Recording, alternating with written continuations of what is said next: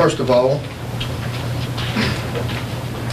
I met with y'all a week ago at a workshop meeting, and I tried to provide y'all then with some petitions and a map of a certain area in this proposed district.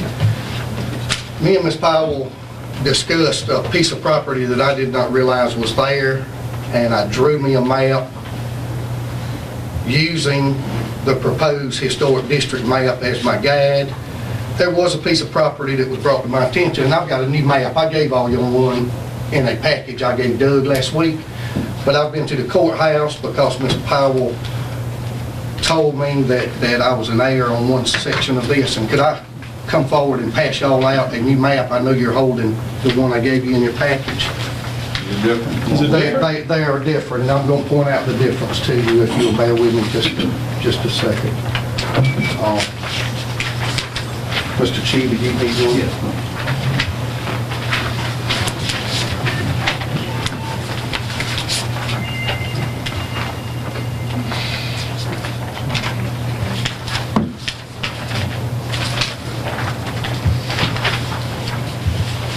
Thank y'all for indulging me that minute. When I gave y'all this map in the package, and when I was here last week, it was brought to my attention that Fred Hand Properties, I think it's recorded at the courthouse as Hand Properties number 5, owned a piece of property on Buren Street. And I could not imagine, because I own property on Buren Street, I own property on Bly Street and Jackson Street and Butler Street. I own some property on all 4 of these proposed blocks.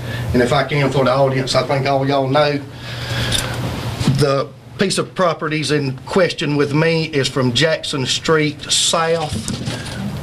That thing will fall if you touch it, won't it, Ms. Powell? On the west by Church and on the east by McLaughlin. It's just 4 blocks. It's 4 blocks of warehouses. I have friends here that I hate to talk about their real estate, but it looks almost as dismal as mine. We're over here just trying to make a living out of these old warehouses, and that's what we use most of them for. Now, Dwayne Upfors and Greg Finn and Sidney Upfors have an office building in their properties, and I own a hardware and builder supply, and I have an office there, but most of it is storage and warehouse type facilities. Now here's where I made my error. Fred Hand's Properties number 5 does own a piece of property, and I showed it on the north side of Buren Street, but I found out it was on the south side, and so that's the change in my map, and that's the only change. If you'll notice, on the north side of Durham Street or the south side of Jackson, you'll see where I noted railroad bed. A week ago, I thought that was the Hand property, but now I have realized that it is on the block here on the south side of Durham. So that's the only change I have there. Now, I just wanted to show it properly too. Here's what we have here, y'all. I've looked at this ordinance, and I'm a little scared of it. I'm afraid that it has some teeth that I wouldn't want to tangle with, being a property owner over there. One thing that concerns me also is this is commercial property that I own, but it's also my residence, and my residence falls within a C2 zone, along with I believe there's 4 residents in all. Sarah Burgess, Rick Strickland, Tommy Anderson, and Jimmy Burley owns a residence there. And Shirley Fulmer owns a duplex there that was built probably in the late 80s, early 90s, vinyl sided duplex. The gist of my being here tonight is I'm not objecting to the historic registered district. I'm not even objecting to the local district. I'm simply objecting to being a part of it. I was asked by the council last week, why would I not want to be a part of it? My question is, why would I want to be? I'm regulated everywhere I turn by the federal or the state government. And now I find myself feeling terribly regulated by the local government. I just don't see the need in it. You can have this district and exempt me, and that's what I'm asking for. If you look at my map, Councilman and Council Lady, you'll see that there's 20 parcels on this map, and there's 13 property owners. I own 5 of those 20 parcels, so you can see how it affects me. Everything I own, my business and my residence, is on these 5 parcels of land. Again, let me note, there's 20 parcels and 13 property owners. 17 parcels of these 20 parcels are represented by 10 notarized and signed petitions that I've given y'all. Now, with that said,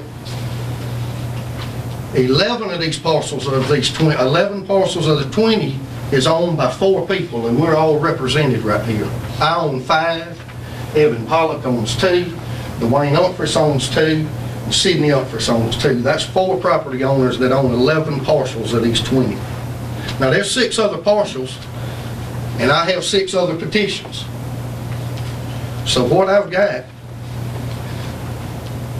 is I've got 17 parcels of property represented by 10 petitions.